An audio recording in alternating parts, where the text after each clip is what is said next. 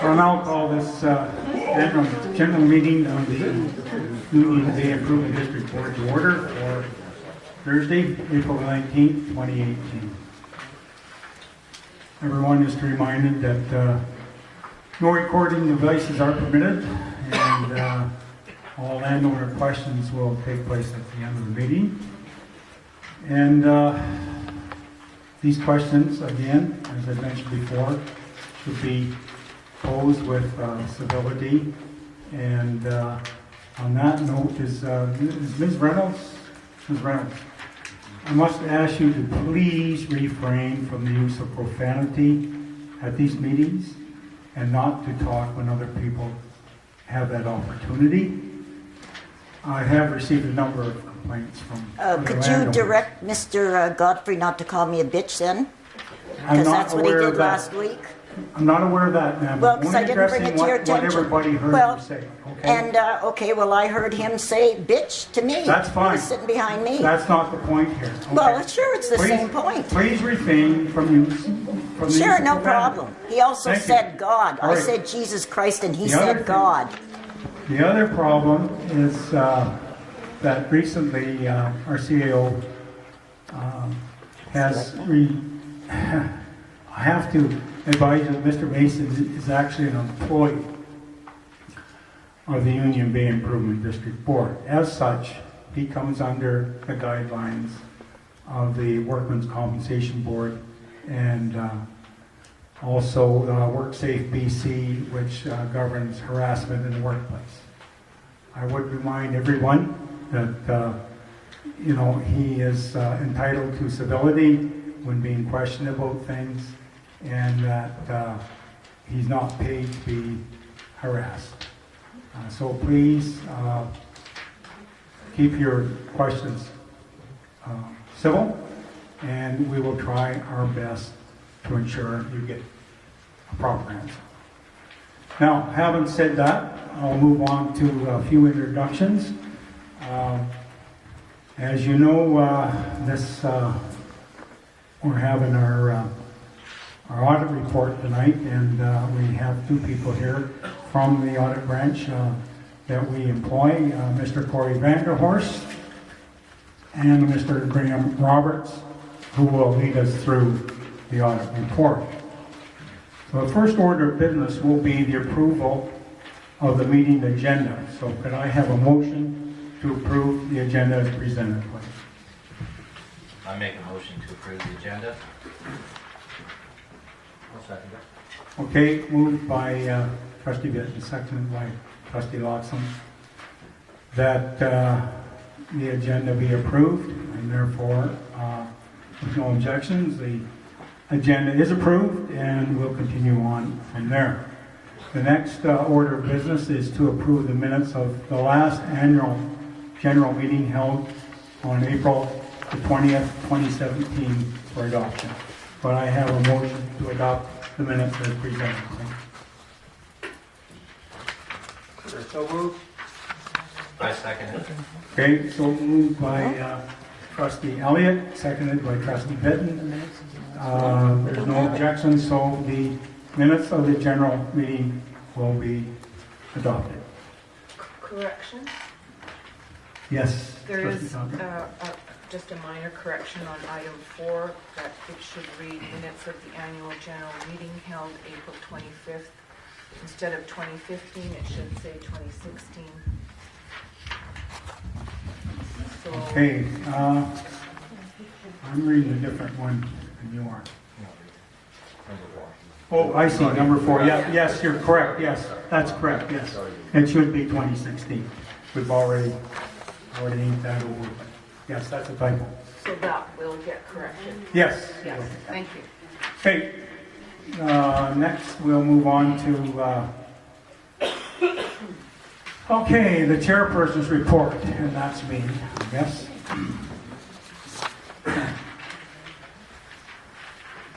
The last year has been one of transition for Union Bay. In just 1 year, we have had our administrator's post change 3 times, calling for a period of adjustment in each case. Despite this, we have managed to secure an agreement with Kensington Island Developments, as they were known then, to supply water to their proposed development here in Union Bay in exchange for a 4-acre parcel of land at Musgrave McLeod Roads that will house our new water filtration plant. We have a contract with Coors Engineering of Parksville to design the plant and have made a significant deposit on it. The agreement with Kensington has been approved by the CVRD, and in turn, Kensington has received approval of their master development plan for this area. We have completed information sessions with the public in respect to a borrowing strategy for the water plant. We do not yet know what the actual cost will be, but should have this information within the next 2 months, so the matter can be put out to tender. We are hopeful that construction will start on the plant in October.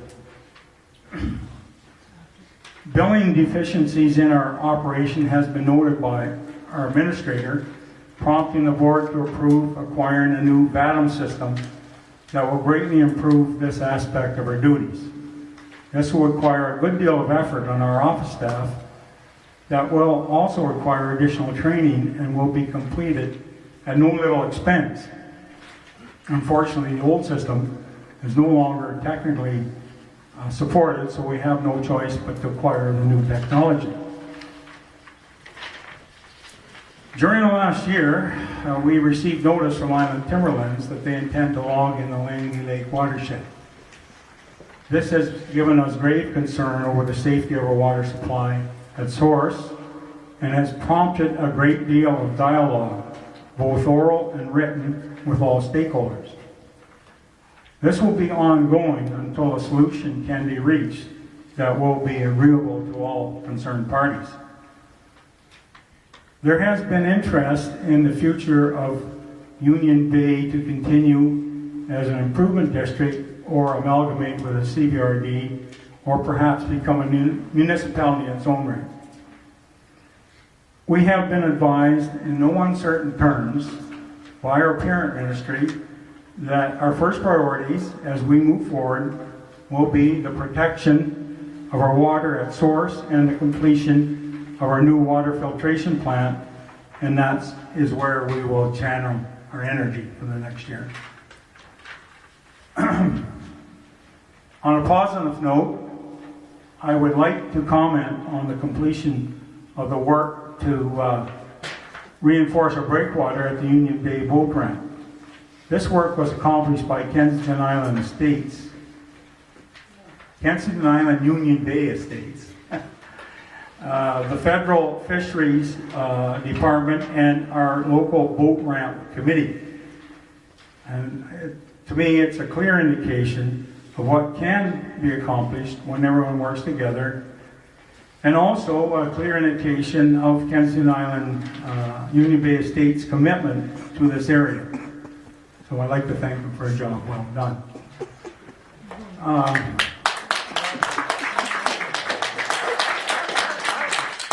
So on that note, we will ask our CAO, Mr. Mason, for his administration report. Point of order, Chair.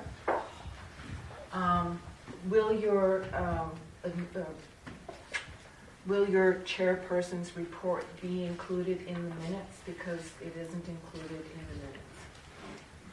the minutes?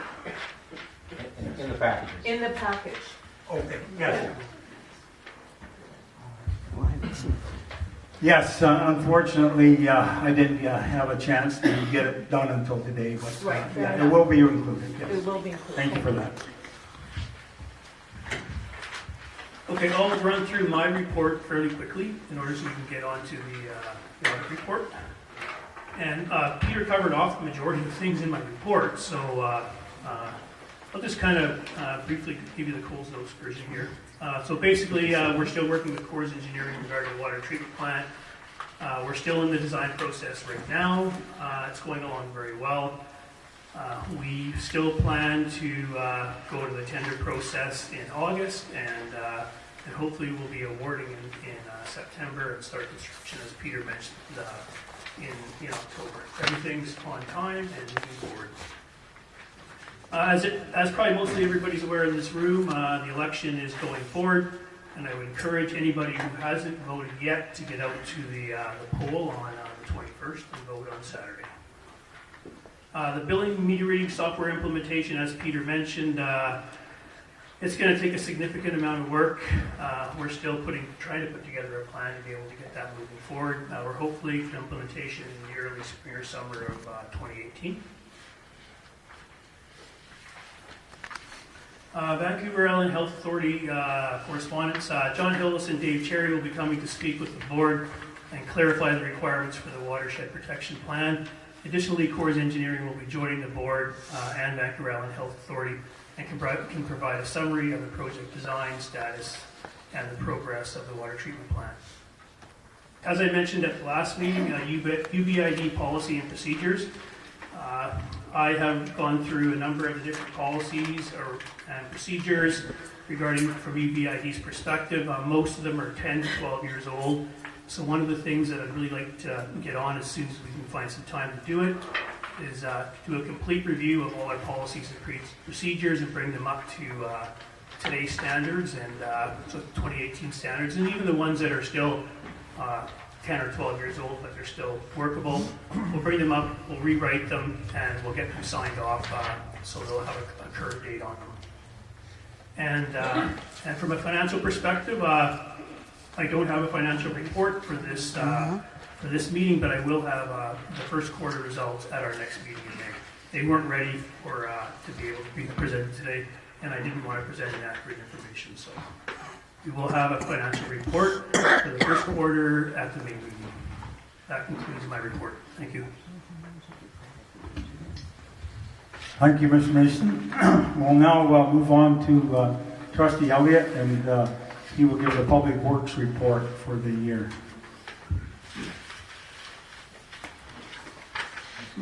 Thank you. Yes, this is Dan McGill's report, who's our Public Works Superintendent. Hi, can everybody hear me?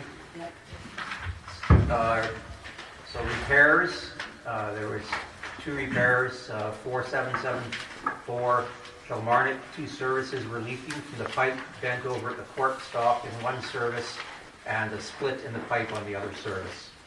The services were 2.5 feet apart, and one without a tap saddle and one with a tap saddle. Although the services were installed when the subdivision was built, it's strange that they don't all have saddles. I guess the contractor saved some money and no one to inspect. The use of a vacuum truck makes for excavating around other utilities like the 2-inch gas main in Kilmarnock subdivision the best way for repairs. There's a large gas main above the water main and services, probably the cause of the leaks and many of the other leaks in the area. The gas main was horizontally drilled alongside the water main and many services, and one very large mainline hole was caused at the time of the installation. Number 2, at the same address, 4774 Kilmarnock, a sniffer valve cap rotted off and leaked for 2 hours through the meter. These caps are starting to fail more and more, it seems. The meter installations are now 15 years old, and although the meter setters with dual checks are working great, the 25-cent caps are deteriorating. If the threads are okay, we are able to replace the cap, but if not, we're using a stainless steel screw to plug the hole to fix it. Langley Lake. The lake is barely overflowing, and the culverts have almost dried up. It's still early yet, but the water is doing very well so far this year. There have been a lot of elk tracks roughing the downside of the dam on both of the spillways. That's rutting tracks, I guess. Anyway, water quality. The turbidity level have been very good for over a month, and it's been under 1 NTU in the raw water coming from the lake. In the treated water from McLeod Reservoir, it's been under 1 NTU since February the 18th, and it's on average 0.4 NTUs. The lack of really heavy rainfall, some large leak repairs, and the regular flushing of the transmission line to the lake has made a big impact on the water quality. The chlorine dosage has been turned down to roughly 2 pounds per day, which is as low as it's ever been, and chlorine residuals are still at Ministry of Health standards. And the water stats, incoming water, 0.71 NTUs, outgoing 0.41 NTUs, chlorine 1.75 parts per million free, water consumption 382 cubic meters per day, Langley Lake height 2 centimeters, water temperature 5.4 degrees Celsius. Respectfully submitted, Dan McGill, Public Works Superintendent.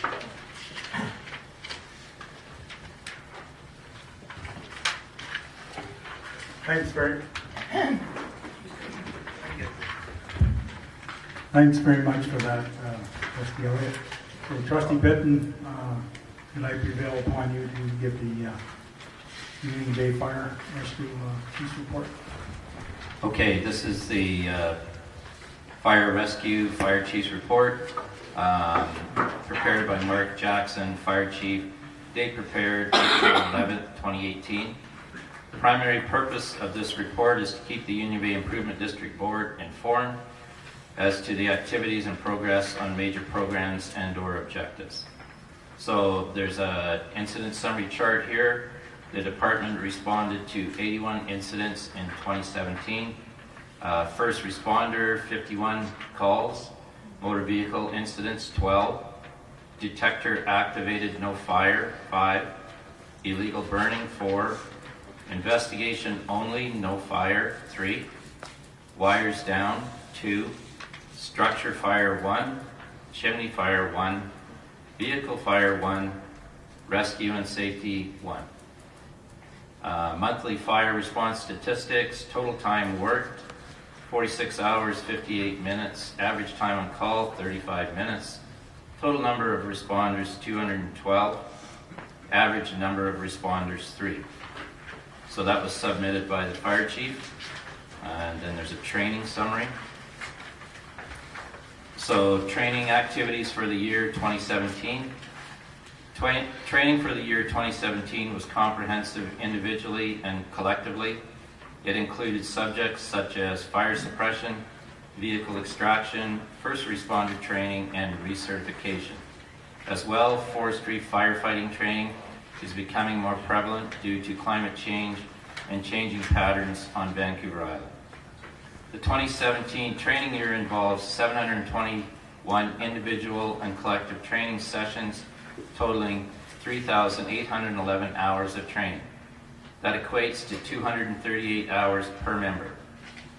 We currently have members enrolled in NFPA 1001 Level 2 Professional Qualification for Firefighters in anticipation of one day having to conduct mandatory inspections required by law for regional districts and municipalities. One member has been enrolled in the Fire Prevention Officer Program. This qualifies members to conduct complex building inspections and enforcement of the proposed Fire Safety Act, which is due to replace the Fire Services Act. The general public, I believe, is not totally aware of the complexity of modern-day firefighting, which requires stringent standards to meet all fire departments, which include volunteer departments. That is why the single biggest operational expense for volunteers is and should always be training. A firefighter that doesn't train is just a civilian. Thank you. So that's from Mark Jackson, Fire Chief.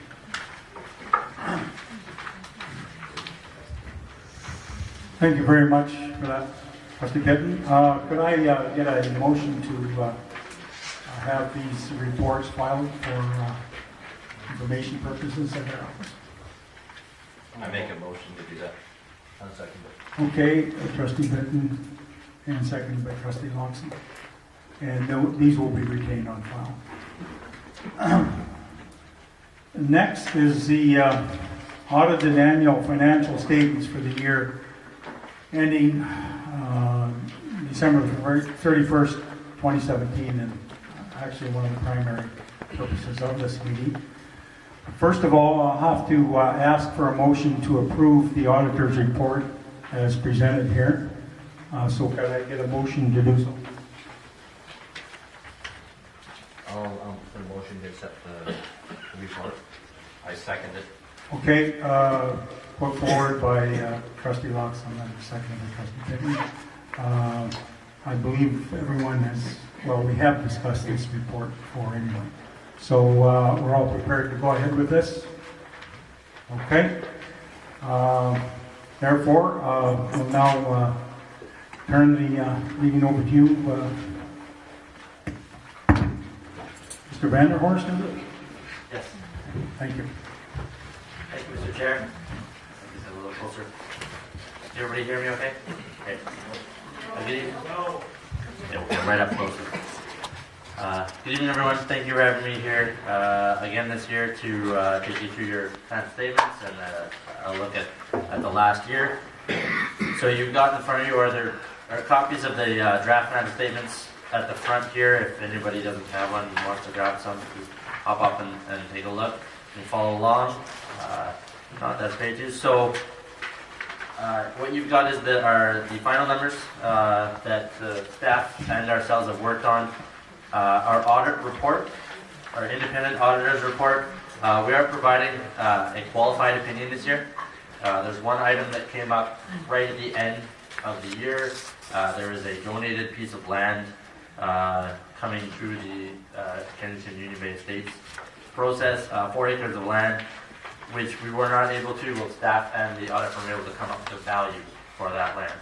So it's part of a subdivision. You can't just go to BC assessment and get that value easily right now. But through the process, we will be able to determine a value in 2018, and the plan will be to put that value on the books for the 2018 year. Unfortunately, because we know that the title had actually transferred before the end of 2017, so there is a missing piece of assets here, and because it is potentially a material amount to the statements, we have to qualify the opinion. So I just wanted to draw attention to that it is in no way a shortcoming of the district causing the qualification. It's just a quirk of the timing of that transfer. Otherwise, with the exception of that item, we are satisfied that these financial statements are materially accurate. So I'll turn to page 1 and take you through the statement of financial position. So this is a snapshot of what was in the accounts at the end of last year. There was cash on hand of $683,000, investments of just over $2.2 million. So just over $2.9 million of cash and investments. $110,000 of that is funding for 2018, so it's in deferred revenue. And there's an additional $2.69 million set aside in reserve, both for water and the fire capital projects. So about $2.8 million of the $2.9 is already spoken for future projects. A little bit of accounts receivable there, $85,732. So the total financial assets just over $3 million. At the end of 2017, accounts payable of $34,000. The deferred revenue, as I mentioned, $110,000. The province is in a habit these days of dropping $100,000 into the Union Bay bank account right at the end of the year, but it's actually funding for 2018. So if we take the financial assets and subtract off the liabilities, we get a net financial asset position of $2,858,000, which is an improvement from the prior year. The non-financial assets, following down, there are some prepaid expenses, things that have been paid for in advance for next year. A little bit of inventory, $13,855, so equipment and things to repair the water system, things that the operator needs to have on hand. And tangible capital assets, $4,269,620. That is the historic cost of the assets, so that is what they were purchased for over the entire life of the district, and then depreciated over time to reflect the value. So that is not a replacement cost for the current infrastructure assets. Replacement cost will be many times that amount. At the bottom of the statement of financial position here, you see an accumulated surplus amount of $7,149,000. As I mentioned, $4 million of that is the value of the physical assets. $2.7 million is set aside in reserves, and there are some small operating accounts that make up the difference. Turning then to the next page, page 2. So the statement of operations, what we used to call the income statement, shows the activity throughout 2017. Revenues for the year were $1,138,000, so that is an increase from the prior year and an increase from budget, primarily with the fourth line down some capital expenditure charges. So those are connection fees, new residents coming online, and the fees associated with doing those hookups. On the expenses side, $772,559 is the total expenses for the year, very consistent with budget, and a minor increase from the prior year, really spread throughout many of the accounts. There isn't really one area where I could point to a large increase occurring. So on an accounting basis, we have $1.1 million of revenue, $772,000 of expenses, so an accounting surplus of $366,000, very similar to the prior year's results. Now I mentioned that's an accounting surplus because we do a lot of adjustments, non-cash items in there, so I would draw the attendee's attention to page 4, the statement of cash flows. So the district budgets on a cash flow basis, a little bit easier to understand what's going on a cash flow basis, take out some of those accounting entries that we like to make as auditors. So moving down the 2017 column, right down up to the middle, the net cash provided by operations of the district is $514,632. There was $132,982 spent on physical assets, fire truck being one of the main ones, and water design in preparation for the new water treatment. And then financing activities, there was $441,000 moved out of the main cash account into investment accounts to earn a better rate of return, so that there is some investment earnings going on, and that you're not losing out on potential returns there. So that means that the main bank accounts had a decrease of $59,580. However, I will caution that $440,000 of that was moving it into investment accounts out of the main bank account. There's a lot of detail in the notes. I don't wish to go through that all in detail at this point, so I will conclude my report, and I will stick around for the question period later. Thank you.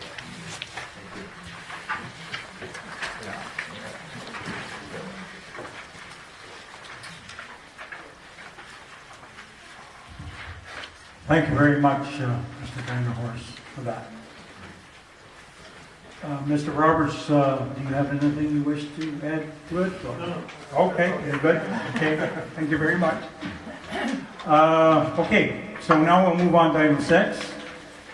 And this is the trustees election that will take place on Saturday here at the hall. And each candidate, in this case, Trustee Elliott is the incumbent, and Mr. Ted Harrelson is running for that position as well. So we'll go with by the alphabet. Trustee Elliott, if you wish to use the podium, or you can. I'll just give me the microphone. Okay. Okay, and you have 2 minutes, sir. Thank you, Chair. Thank you. In this election, my opponents have spread rumors that I am opposed to development. This is not true. I worked diligently with our administrator on the water infrastructure agreement, which was essential for development to proceed. I'm running for re-election to ensure that Union Bay has development where everyone benefits. With the enormity of this development, Union Bay needs experienced people on the board to navigate the many challenges of providing services. I bring 37 years combined experience in water and wastewater operations and management, including 12 years in dealing with boards and regulatory agencies. Along with managing servicing needs, a proper long-term financial plan is a high priority. The construction of the water plant and a new fire hall, as well as the renewal and replacement work on the current distribution system, are all required over the next few years. The ratepayers deserve to know how the financial situation will unfold. Sound planning now will help to level out rate increases that will come as our infrastructure grows. Another priority for me is the protection of our watershed, Langley Lake, from logging and industrial activity. We can all be involved in protecting this irreplaceable water source and managing our future. I'm passionate about safeguarding our resources and informing the ratepayers. Ratepayers are entitled to know what their board is doing. Transparency and accountability are fundamental to a democratic process. When the board disagrees, it is often over adherence to procedural issues. Union Bay has bylaws in place as well as provincial guidelines to assist the board in this important democratic process. With respect for each other's points of view, issues can be resolved in a way that keeps Union Bay moving forward. 5 seconds. I bring needed knowledge and proven experience in local government to the board, and I have some of my campaign handouts here if anybody would like one after the meeting, and we'd be more than willing to meet with anybody and talk to them. Thank you.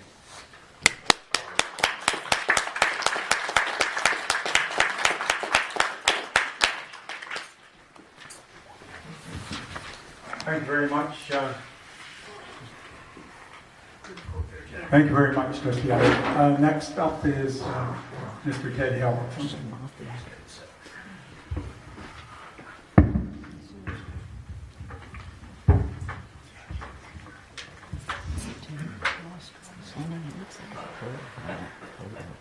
You know what? Excuse me. You don't sit there saying he looks like a pervert and he's slobby.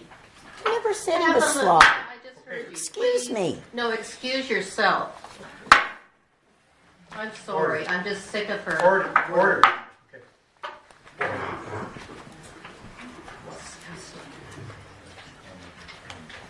Good evening, ladies and gentlemen. Jesus.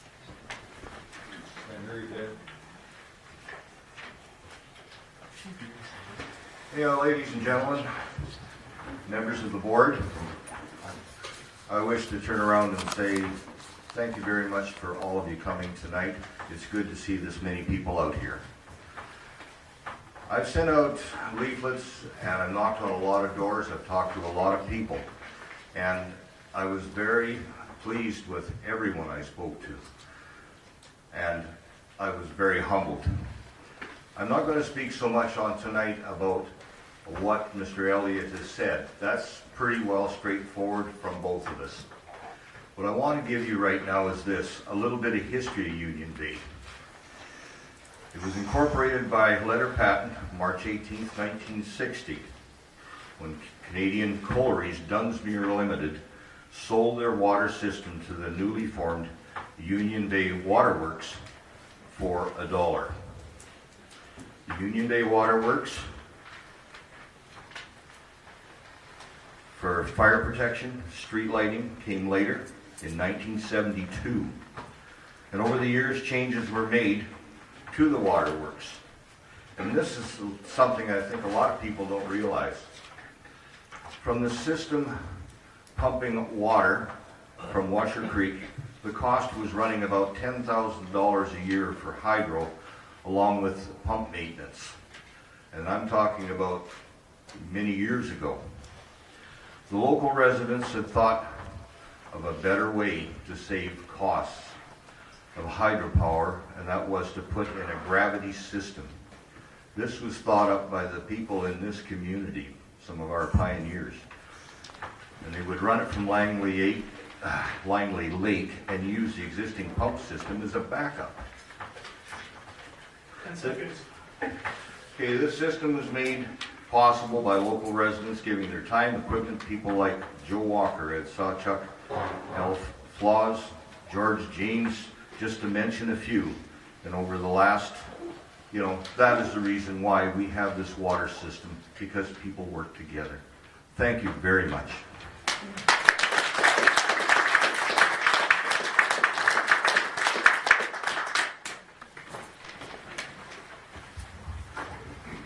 Thank you very much for that, Mr. Harrelson. Okay, we'll now move on to new business, and also, although it's not on the agenda. Yes, I understand that, Mr. Mason. Okay, we'll do this first. We need a motion to approve the 2018/19 meeting schedule as presented by in the report at the end of it. These are the regular board meetings, and they are still on the second Thursday of every week. So, Correction, yes, sorry, Peter. They're the third Thursday of every week. And, Every month. sorry. sorry. That would be a bit. I'm sorry about that. That was my And mistake. it's the third Thursday of every month. Yes. And I'm confused that the first one, Thursday, May 24th, is actually the fourth Thursday.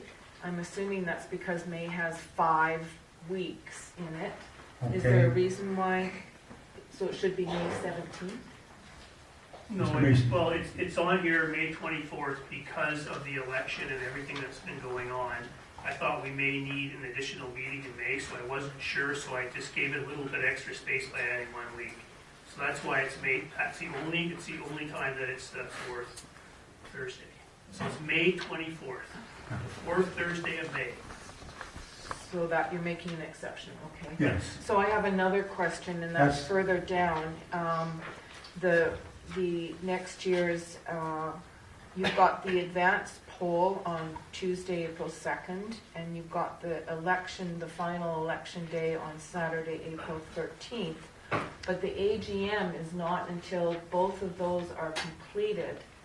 And my understanding is that people need to know the results of the annual general meeting, which is why we're doing this today, before you vote. In other words, we vote every year, and we base our vote on a number of things, including the AGM. So this is very unusual from all the years that I've been living in Union Bay, and I'm just confused about that. Well, I don't actually recall whether that was a prerogative or not.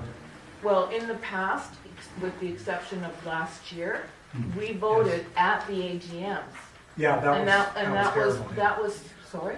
That was a terrible system. Yes, go ahead.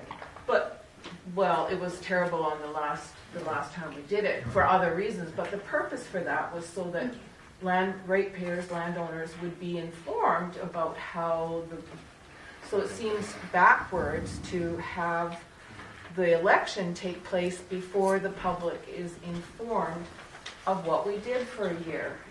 Do you get what I mean? Yep, I understand what you're Okay. trying to say. Thank you. Okay, well, let's put it this way. Does anyone object to changing I will move it to the Thursday before the election poll. How does that sound? is that okay with everybody? Sorry, move. I will move the annual general meeting to the Thursday before. So if the election poll is on April the 13th, I will move it to the Thursday before that. So that would be, It's April 11th, probably, Yeah. 2 days before. okay. Does that sound reasonable? Well, does that give you enough time to do all the financial stuff? Because that's only the second week of April. It should be.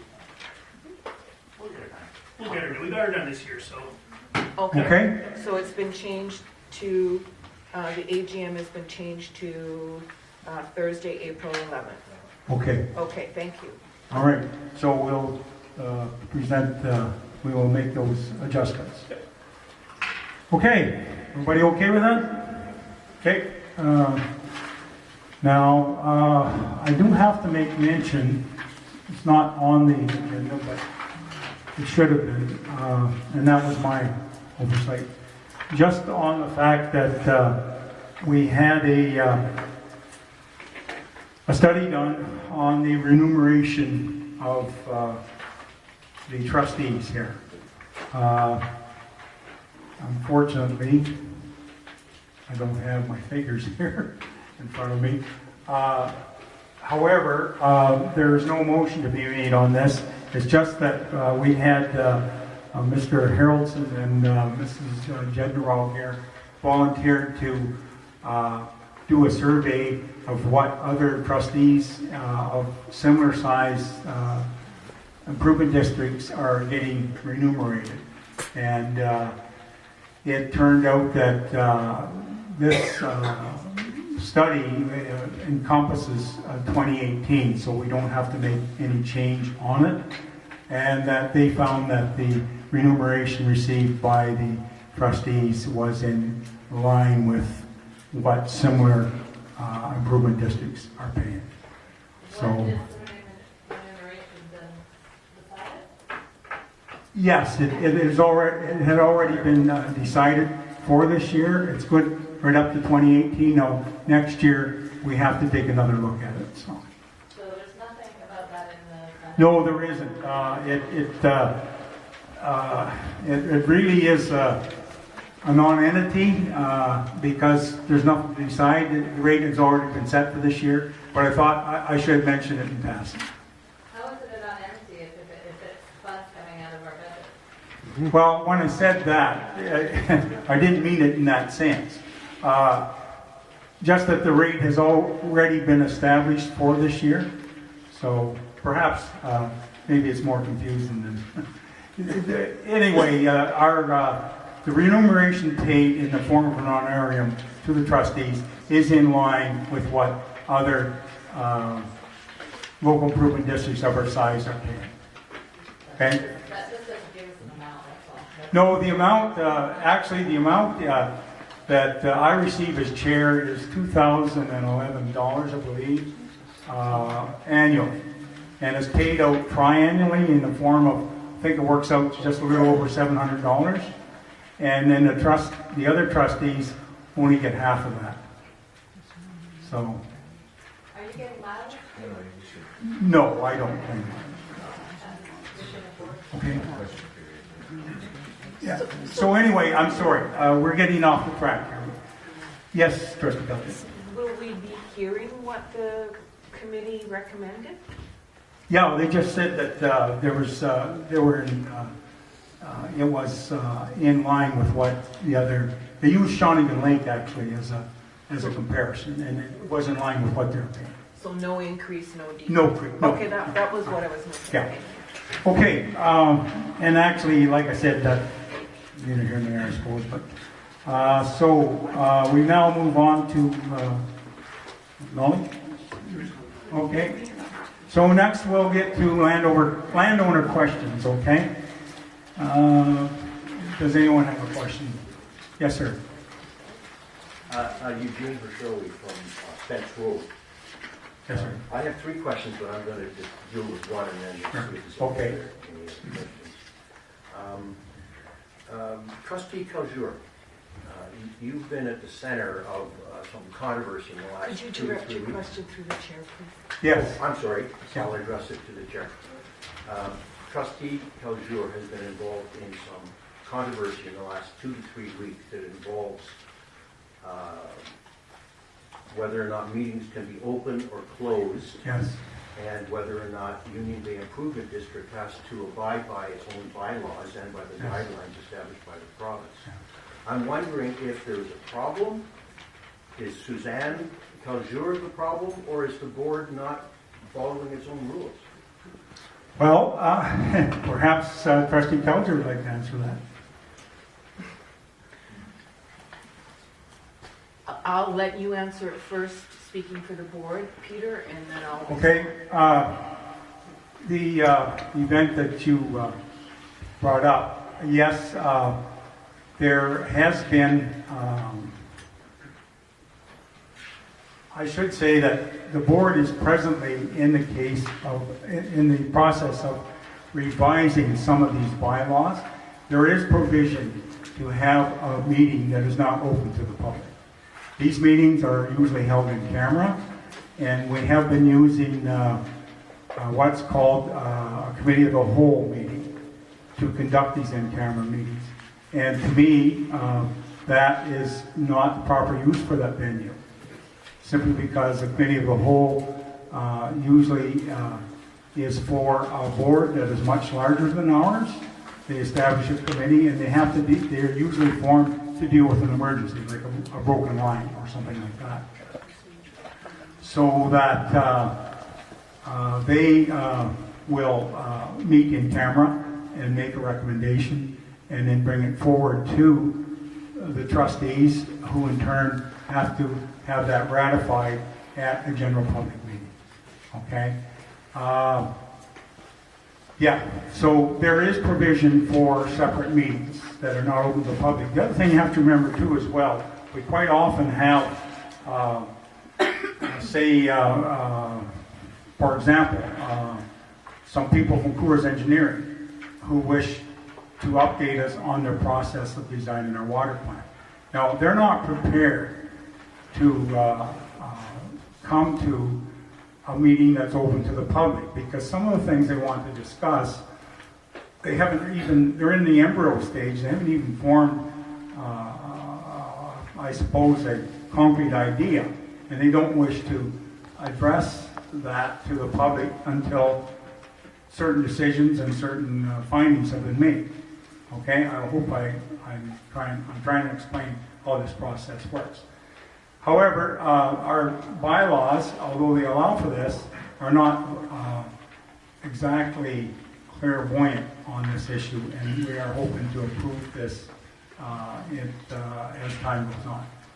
Okay? Would you like to add to that, Trustee Kelly? Yes, and oh dear. It's on? Is it on? Okay, it's on. Thank you for the question.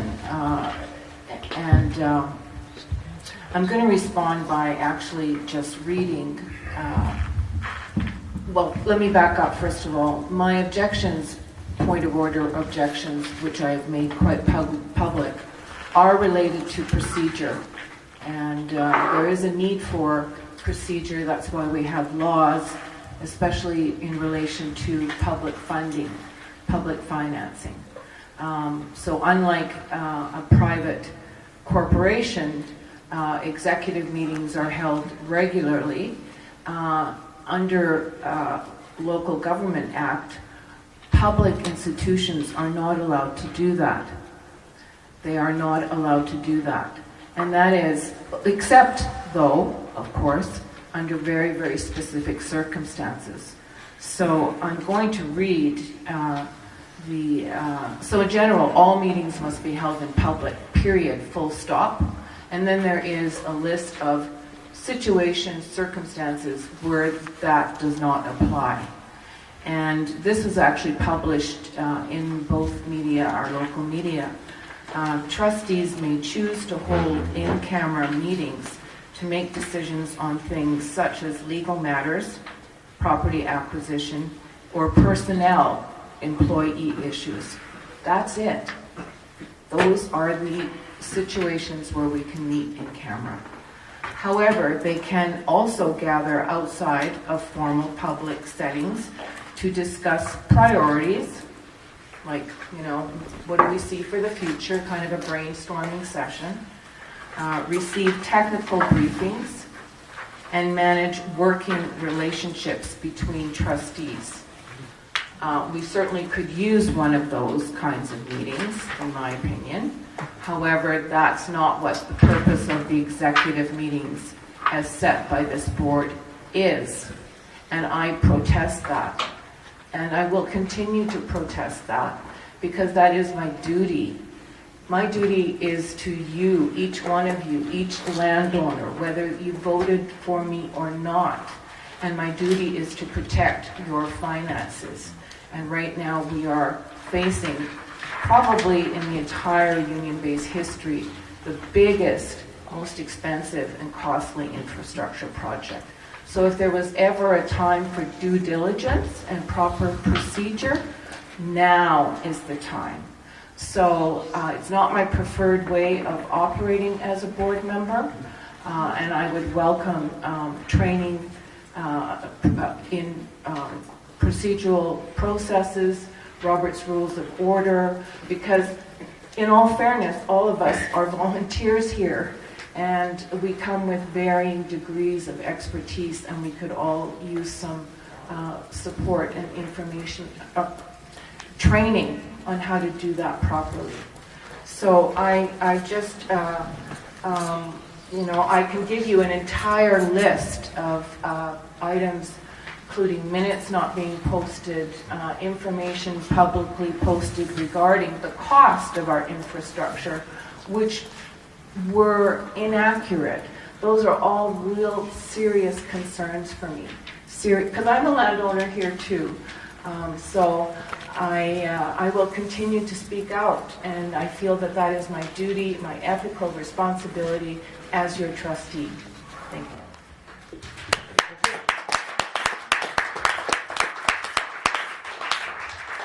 Anybody else with a question? Yes, sir. I'm Venberg, Union Bay. I have several questions. One, please.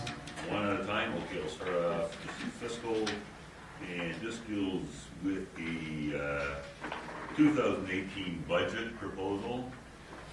And I'm kind of curious. Over the last few years, the forecasted water total revenues have been in the $345,000 range. This year's projected at $445,000, which is 29% increase. Okay, the actual water toll revenues was $367 for 2015, $370 in 2016. I just got the numbers for last year, which is $384. So it has gone up incrementally, I realize. However, I'm kind of curious about how this one ended up at $445,000, because the CEC fees for last year were minimal. The projections for this year are $20,000, which means you can hook up 2 houses and have a couple of $1,000s left. So either we have to increase the water toll revenues, or we have to use a lot more water to get up to the $445,000. So I'm kind of curious, are the water tolls going to increase? Perhaps you could address that. Sure. It's kind of hard for me to answer that question sitting here without none of my financial information here. But if you would like to if you'd like to summarize it, just off your website. Well, I know, but I don't have my information here to be able to support what I'm saying, right? But if you'd like to summarize what you just said in an email, and then I can get back to you I can get back to you with an educated answer of how I came up with these projections for 2018. Okay. Okay? Thank you for that. Anyone else? Let's give somebody else a chance here. Anybody else? Yes, ma'am. Yeah, Mr. Chair, I have a suggestion for future public meetings that we have a no scent policy, or when you come in today, the scent is so strong that my skin is actually prickling and my eyes burning. I know it sounds like a strange thing, but for public meetings, scent is a very it can be very debilitating for some people, and I don't know where it's coming from, if the room has been sprayed or people are wearing cologne, but I just ask for future meetings if the board would consider asking people not to wear heavy scents, just in respect for everybody that comes. Okay, well, I suppose we could do that. How we could enforce that, I have no idea, but we could put a sign up on the door to please do not wear. Yeah, no sand. Okay. All right. Anybody else now? Mr. Okay, you get one more. Okay. One more? Yeah. I've got more, but Well, I'll keep bringing it back in. This is another fiscal deal on the budget. Back in 2017, there was a proposal to purchase a software package, Batten. Yes. It cost $35,000 plus $5,000 a year, maintenance costs, blah, blah, blah. The system would make bi-monthly water billings easier and quicker for the administration. I think that's correct in that one. And it's going to be implemented this 2018. However, I do not find it anywhere on the proposed budget. The only thing I found was a 33% increase in administration salaries, but I cannot find $35,000 or the $5,000 maintenance cost in the budget proposal. Or perhaps you can answer that? It's in our detailed budget, but like I said, I don't have my 20, like, the main purpose of this meeting was to go through our 2017 budget report. Yeah, so it's definitely in there because we included the cost. We were able to, in previous minutes, we were able to capture part of the cost in the 2017 budget. So, and also we haven't paid for all of it yet this year because we haven't implemented it yet, so. But we will be, it is in the 2018 budget, so. And some of the accounts that we did very well in, we were able to save money, so we were able to project that forward into 2018. Just to add to that, the reason why we had to go with this data report is that the breakwater system that we're now using is no longer supported technically, so we have to get out of it and. Okay, Don, I'm full Okay. agreement. I have no problem with that. Yeah. But what I'm getting at is Yeah. that I cannot find a trace of it in 2017, and I cannot find a trace of it in 2018 Okay. yet, because it's going to save us a lot of money or time, which is going to save us money, which is wonderful. But yet we have an increase of 33% in terms of administration costs. Okay. So I'm trying to weigh out the two, and Right. I can't find a track on paper anywhere. Well, I'm sure Mr. Mason will respond to you promptly if you give an email with your concerns. Okay. Yes, ma'am. Just in regard to this last man's questions, if the rest of us want to know about the answer that Mr. Mason has, how do we go about finding out what his answer to this gentleman's questions? Well, I suppose he could share that with you, ma'am, if that's okay with him. Okay, yes, ma'am. Yes, ma'am. How much are owing in delinquent water tolls and property taxes? Well, there again, we don't have that figure right here with us tonight, but, okay, just hang on a second. Yeah, it's about 74,000. $74,000, approximately. At December 31st. So it could be more now? For what was that? We didn't hear it. Sorry, that's Delinquent water tolls, ma'am. The what? And all delinquent payments from residents. So that's not including GST and some other things. Could you indicate what page and what line? Page 9. Thank you. The top of page 9, note 3, accounts receivable. The line item that says trade receivable is water tolls and taxes that have been levied on the residents and are still owing. So it's gone from 55 to 74? Yeah. Yes. But this was discussed over a year ago about getting these delinquent water tolls. What incentive is there for us to pay our bills? That's a lot of money. Okay, it is, and Well, could you respond to it, please? please, I'm trying to respond to your question. We do have to address this problem. So far, we haven't been able to, but it is on our radar. Could you tell me why you haven't been able to? Because of staff shortages, because of the fact that over the last year and a bit, we went through 3 separate administrators.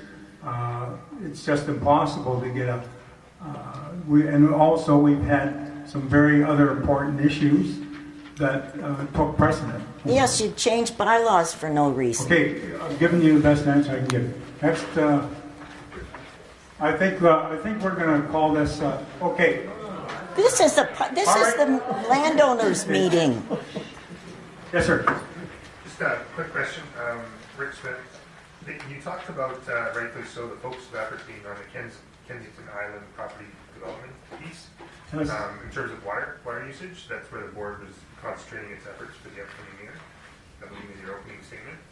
And you did mention that one of the things that would be deferred was any talks with the regional district. Has any consideration been given to kind of engaging the regional district in parallel Granted, I understand that the water treatment part has to go ahead with that, but maybe on the back burner as a secondary plan, just to see what that offering might entail and what level of effort's required. Yeah, that will come about, but not until we have something concrete with the water filtration plant, and also something that we can, a decision about our water protection at source. I guess that's my question. My question at its root is there any harm in trying to do that from the current We just don't, level of effort? we don't have, no, our parent ministry has made it very clear that we are to concentrate our efforts on these two subjects first. Okay, thank you. Anybody else that hasn't? Yes, sir, back there? Jim McLean. Yes, sir.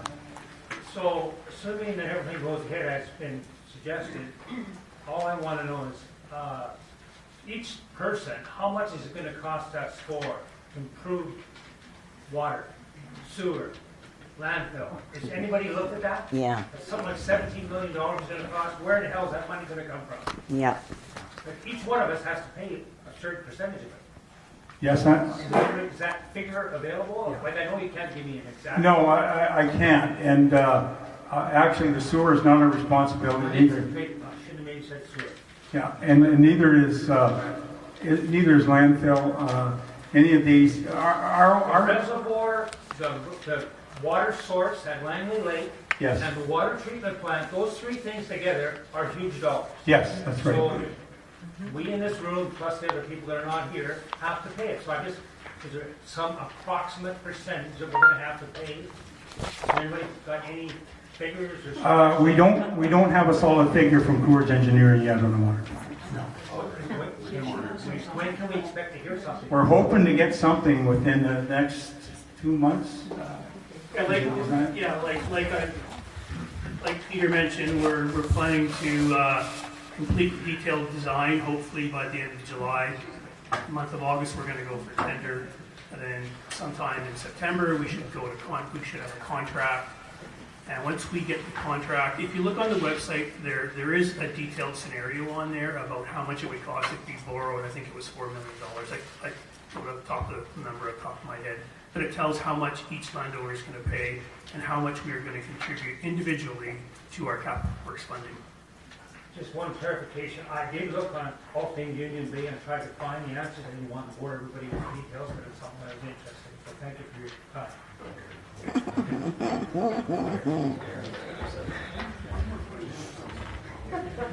Okay, we're going to take one more question. Yes, sir, Mr. In regards to this, with looking into the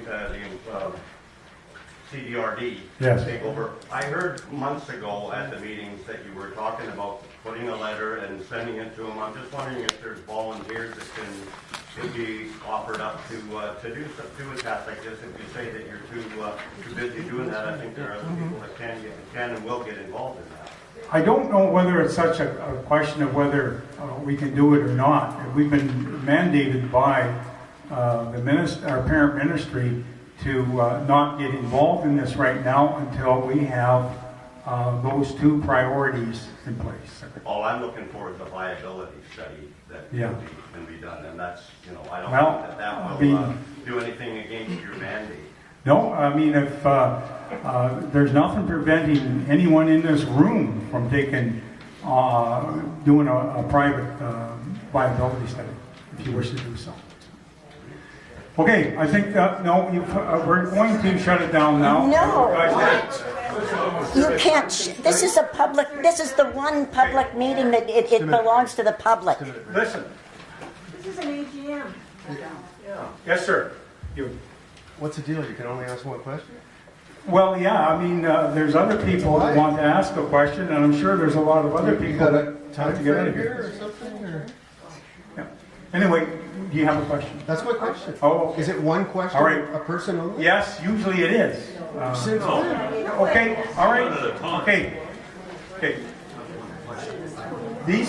Both these men have had a chance to ask a question. Is there anyone else here that would like to ask a question? I do. You've asked questions. They've had two. All right. Mr. Yes. Okay, one more, and you will get your chance next, okay? This is a question going back to a previous question, going back to 2017.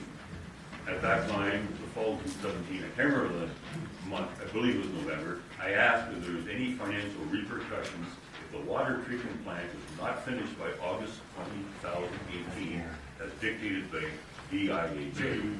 I was assured my question was basically redundant and that the treatment plant would be finished on time, and there was no knowledge of financial repercussions. It's now April 2018. It's quite apparent the treatment plant will not be finished on schedule, and that ground will not even be broken until the fall. So my question stands: what are the possible financial repercussions? I know there's an answer to that one. I would like you to bring that one up. Okay. The possible financial repercussions can be that the Vancouver Island Health Authority could impose fines on us. Yes. Okay? And the amount? I have no idea. Okay. Would you like me to bring that one up? I'll do that at the next meeting. Sure. Okay. Thank you. Yes, sir. One more. In relation to the water treatment that Kensington has given the acreage, the water treatment that will be built, will it be a small-sized water treatment that needs to be expanded once Kensington gets bigger? Is it going to be a small water treatment that then has to be revised and made larger? And if it is one that has to be revised and made larger, who's going to pay for that? Okay. The initial plant will be adequate, more than adequate for our needs. As time goes on, the plant will be constructed in such a way that we can add an additional unit to it. And should that become necessary for future service lines to any developer, let alone Kensington, then they will have to contribute towards the cost of doing that expansion. Okay? So Yes, ma'am. the replacement is only going to service the community as it is now? No, it'll be adequate for quite a few. I'm not sure what the exact figure is. We're going to try to increase our water license to its maximum, and this plant will accommodate that. Yeah. Okay, can I get a motion to adjourn? Actually, I have one question. This is an AGM, and I'm just curious why a lot of financial information has not been available to us. Because that's the Well, point I thought of it. No, I mean, we've got all these documents, and there's no numbers. The purpose of the AGM, ma'am, was to examine the auditor's report. That's the primary function of the AGM. Yeah, but the auditor's report is not giving us those numbers. Well, I thought it did, quite frankly. No, it's got a lot of specific, you know. Well, I understand that Mr. Ben, this chap here, has asked specific questions, which we can't really answer right here and now, but they will be answered. Okay? Motion to adjourn? I make a motion to adjourn this Okay. meeting.